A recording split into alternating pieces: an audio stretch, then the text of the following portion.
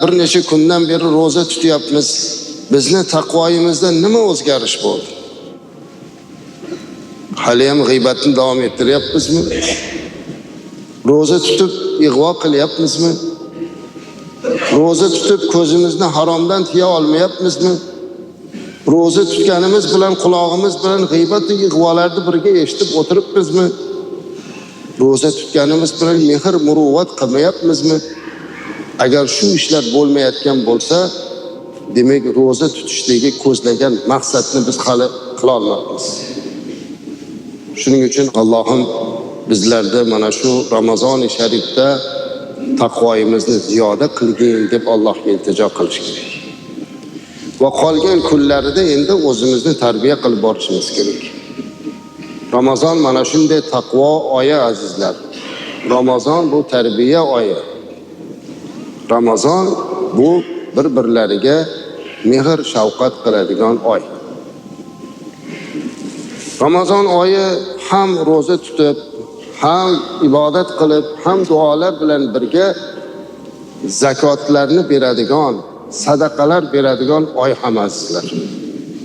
Ko'p boylar mana shu kunlarda Ramazon oylarida zakotlarini chiqaradilar. Aslida zakot bu bir yil bo'lgandan keyin berish kerak bo'lgan ibodat. Buni ayni Ramazonda berish deb buyurilmagan. Bir yilda bir marta berish kerak. Lekin Ramazon oyini tanlashlikdan ko'zlangan maqsad Ramazon oyida o'sha qilingan har bir ishimizga yanada ko'paytirib savob beradi. Shuning uchun Ramazonda zakot berishlikda odat qilgan mo'min musulmonlar. Aslida boshqa oyda ham bersa bo'ladi. Ramazonda faqat buyurilgan ibodat bu roza. Lekin shuning bilan birga qadimdan bizda odat shu Ramazon oyida zakot chiqaradi. Birinchidan bir yil bo'lgani bilinadi. Bir yil bo'libdi deydi.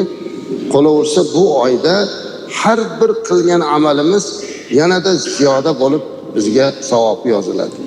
Shuning uchun bu oyni mana shunday sadaqa oyiga, ihson oyiga, zakot oyiga aylantirishimiz kerak azizlar. Zakot nima degani? Zakot degani bu poklash degan ma'noni beradi. Ya'ni molimizni poklash. Agar bir moldan demak zakot berilmasa, u poklanmas ekan azizlar.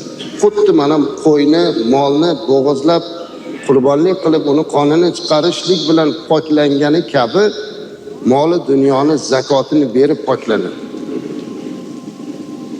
Kim zakot berishlikka qodir qilib qo'ygan bo'lsa, Alloh ana o'shanga shukr qilib bu ibodatni qalban bajarish kerak azizlar. Qalban. Biz-ku bugun qodir bo'libmiz shu qilishlikka. Lekin qodir bo'lmasdan buni oladigan qilib qo'yganida biz bugungi holatimizga shukr qilgan bo'lardik. Zakot haqida Qur'oni Karimda juda ham ko'p oyatlar kelgan. Estaizu billah va aqimis solata va atuz zakata. Mana qarang, Alloh aytibdi, namoz o'qing, zakot bering. Demak, namozni qoyim qilayotgan odam zakotini qarash kerak.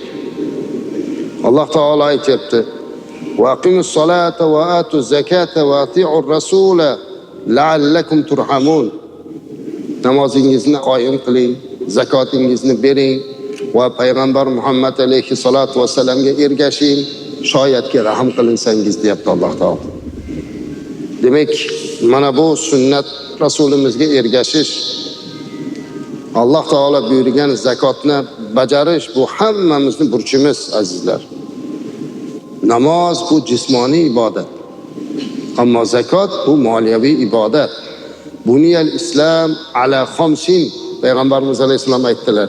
Islom 5 ta ustunga qurilgan. Mana shu 5 ta ustundan bittasi zakot azizlar.